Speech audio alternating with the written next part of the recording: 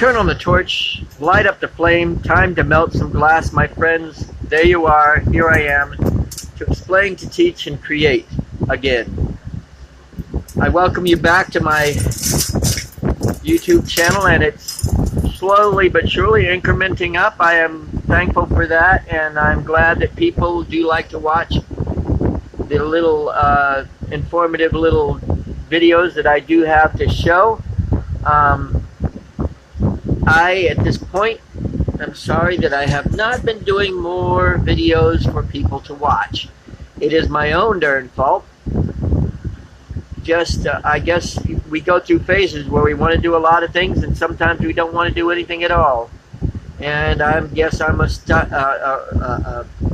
stuck in the mud, not wanting to go anywhere at all at this point. But that's okay. I'm getting better. My daughter's visiting me from Michigan, and last year at this time my son was visiting me from Michigan, which was pretty cool. So one at a time, I guess. That's fine too. Today I'm going to do another quick dichro something. I think it's going to be a sea turtle, and I'll figure something else out and return at the same time. Actually, no. Let's not say we did. I'm going to make some tubing out of this, and then make a little bottle or a little jar or something that I can make into other things later. But we're just going to make sort of like coil pot bead type thing, and then turn around and make it into a little bottle. And without further ado, this is going to be small, so I'm not going to use, I'm going to use that to start it with, then bring it down to, I have a 10 liter per minute concentrator running, and it does most of my my needs without any problem whatsoever, which is a great thing to have. Now what I'm going to do now is, again, I'm going to coil pot. This is my fold and pull method. A tubing, and from this tubing I'm going to make a little vase or a little bottle or something out of it. This is green exotic that I'm using encased to make the tubing out of. And with this tubing you can do just about anything you wanted to do with it, from making tobacco pipes to, again, what I'm going to do, you can even make hollow beads with stuff like this. But today I'm going to make a tiny little vase. And I'm going to do more tubing than I need to make. And that's usually the case when you do something. You make more than you actually need, but sometimes it gets to the point where you use it, you make exactly what you need at the time you need it. But at this point, you'll have to excuse the fans. I did listen to it the last time I did this with the two fans going, and it sounded like you could hear me quite well. So I'm going to continue with that mark. Now again, this is hollow, as you can see, and I'm going to continue it being hollow. And then I'm going to layer a little bit of clear over the whole thing, and then turn around and stretch it into a small piece of tubing for the vase. I'm only going to go right about here, not very much, but this will make more than you think it does when everything's said and done. Matter of fact, I should have done it to begin with, but I didn't. I'm going to go ahead and seal this to a piece of tubing. This is 9.5 heavy wall that I usually play around with, and I use for hollow puntes so that I can keep something hollow and blow beads and blow, I make little elephant beads and stuff like that, and you've seen me in a few of my videos make hollow something or other with them. In this case, I seal it to that piece of tubing fairly nicely, and now I'm going to sort of push and squeeze and twist to make sure. But what I'm going to do next won't be a problem, but if you're just going to use this layer of color or clear or whatever you do to make that piece of tubing, the way I do it, it ends up making a few holes, natural holes, as I've folded it back and forth, well, you know, as you saw me do it. And now I'm going to take another one of my favorite little tools. It's a blow hose. On one end I have a piece of tubing that I can, and you can see that it spins quite freely, and that helps that this hose goes all the way to the other end, which goes in this piece right here, goes into my mouth. And if you'd like to see that little mouthpiece being made, matter of fact, that mouthpiece being made that I just showed really quick is my #1 video on views. It's a 2-minute video, and it shows me just making that type of mouthpiece, and I'm surprised at how many people actually want to see that mouthpiece being made. But it's about 1/3 of all the views that I have in my repertoire of videos is people watching that one video over and over again, I guess. Now what I'm doing is I'm adding a little bit of air to this thing. Actually, I'm going to go ahead and add some more clear over the top, but I'm stretching it a little bit. And as I do it, watch. See it bulge out a little bit. Now I'm going to suck in a little bit. Just a little, not trying to overdo it or underdo it. Oops. Fell out of my mouth. That's okay. Now, that's doing good at this moment. What I'm going to go ahead and do is add another layer of clear over the top of this piece of tubing. And I'm going to do that, and I'm going to add some more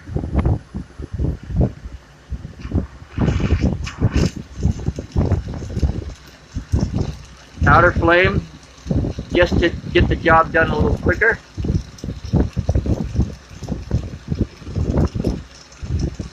And this is encasing some tubing. Now I'm going to do a couple of different, this is going to be a little small vase with a pedestal even. Little tiny thing. But it makes some really neat color. What I'm doing here is I'm adding a layer of clear over the top of the whole thing. And that does two things. It stretches the color, meaning that you're getting more weight with the same piece of colored glass that you had a second ago.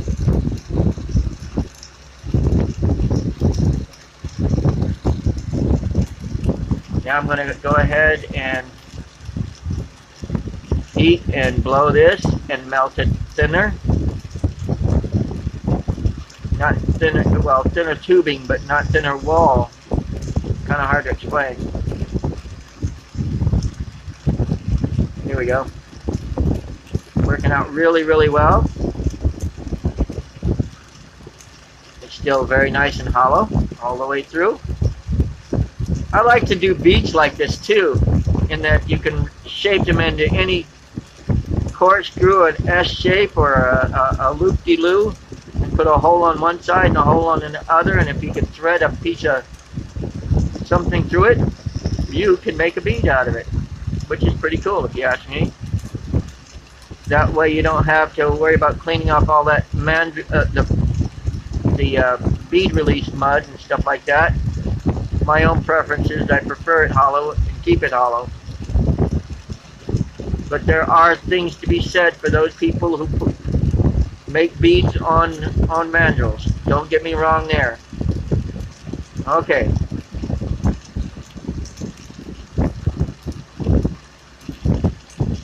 To let you know that it's still hollow all the way through, I'm going to make a nice little bubble here. There you go. And I'm going to add a little bit of a stem. I'm going to use this colored glass that's on the end of this that's with it already for the little vase. Try to keep it centered if you can. And there we go.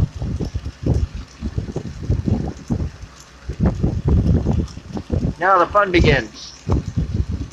I'm going to put a punty down here at this end, and I'm going to blow it. I'm going to make it a little thinner and blow it off right about where I'm touching it.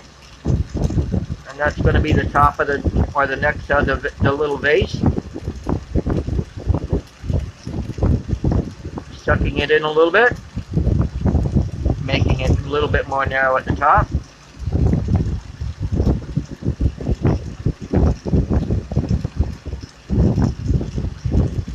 And now, here we go, we're gonna, basically I'm gonna thin it out really, really thin and then blow it right where I thin it out.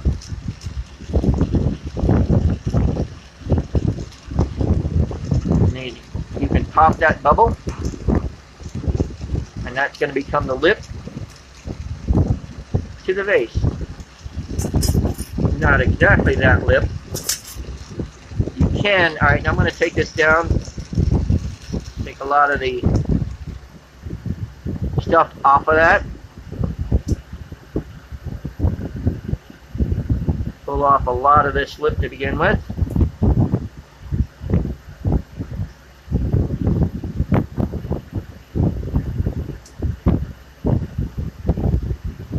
Getting there.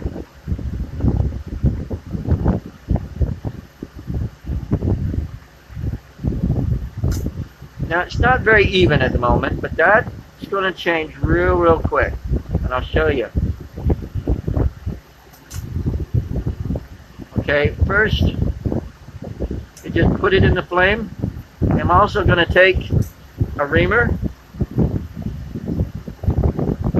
put it in the flame, and it'll even, believe it or not, mostly it will even itself out.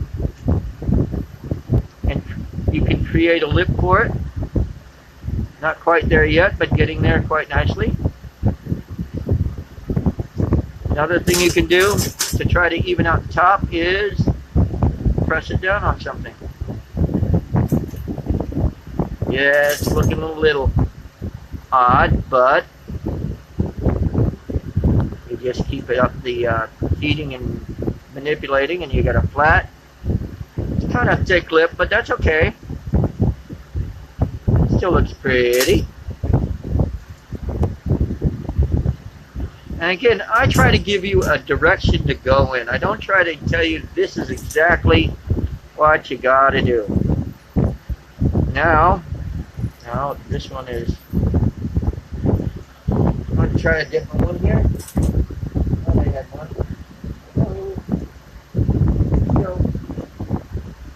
Remember around when you wanted. Thought I had another one. Darn, and double darn, huh? I guess that's got to do. Kind of bent in an odd direction, but okay, here we go. Somehow they are kind of loose in there. Let's see if we can straighten that looseness up.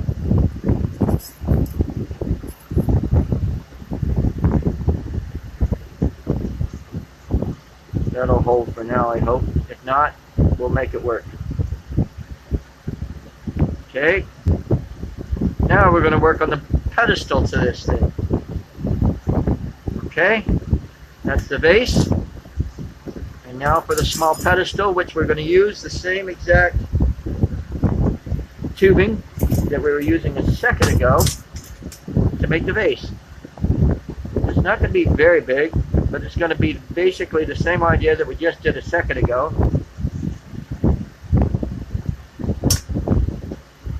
For the top, but a little bit different.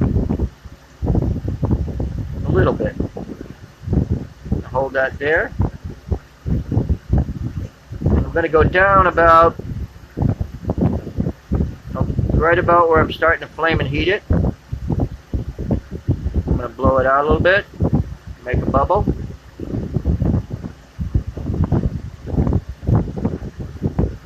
Nope, it's not coming out even, so I'll let it suck back in and do it again. There we go.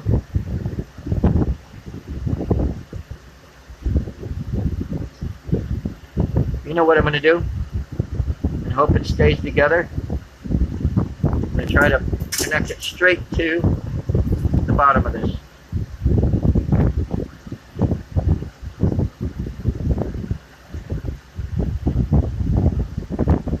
There we go. Are you ready for this? Now, it's going to be my luck that this hose is going to get in the way. Oh, it's alright. Tell you what I'm going to do. I'm going to do this a little bit different. Because I can. I don't like the way the punte's holding on there. So I'm going to use the top of this to hold on the punte. And yes, talk about snags and everything happening at the same time. We're going to put a cold weld on the top to hold on to it. Here we go. Still not quite flat. There we go. That should do it.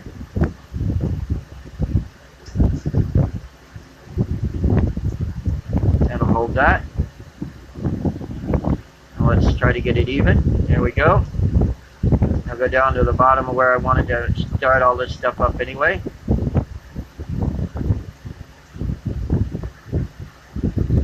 Blow it out a little bit. No, I'm going to thin it out and then blow it out.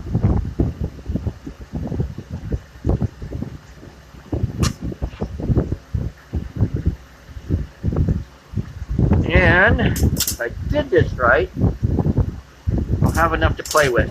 Wrong one. I'll have enough to play with to do what I want to do. Get a little bit more of this slip off. A little bit too much, but the rest of it seems to be within tolerance. Heat it up, flare it out. Getting there.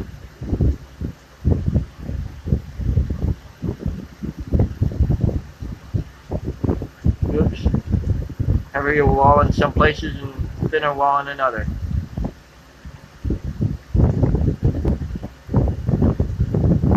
Didn't quite make what I wanted. But I'm going to try to fix it anyway.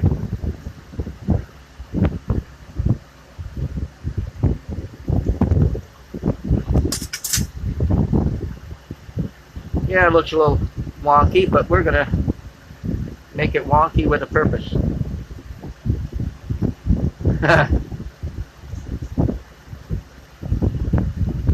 Don't look right, make it look right anyway.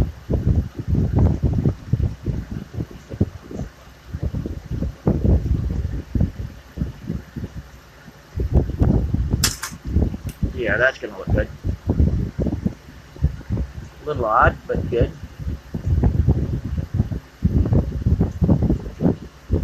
Another thing you can do, even out the base,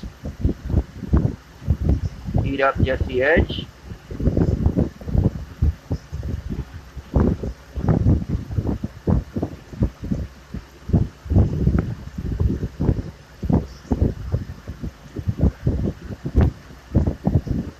There we go.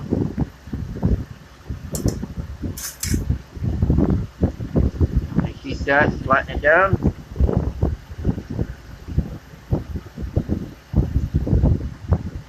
Tap, and it should come off at the top. Oh, it came off at the bottom! Oh no! The world is coming to an end, right? No. You know and I know that when I mess up, I show you beginning to end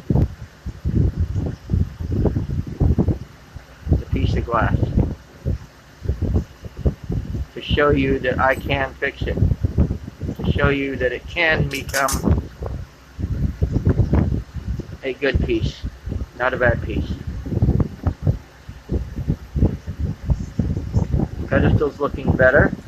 Now, if something like that happens, and it doesn't want to come off, you heat up right where it was, and then tap. And then fire polish a little bit, and there you go. And I'm going to show you that without the dark didymium lens on. And here we go with that. Bring it down to a good angle. And there you go, people. One miniature vase. Thanks for watching. And as always, enjoy your day.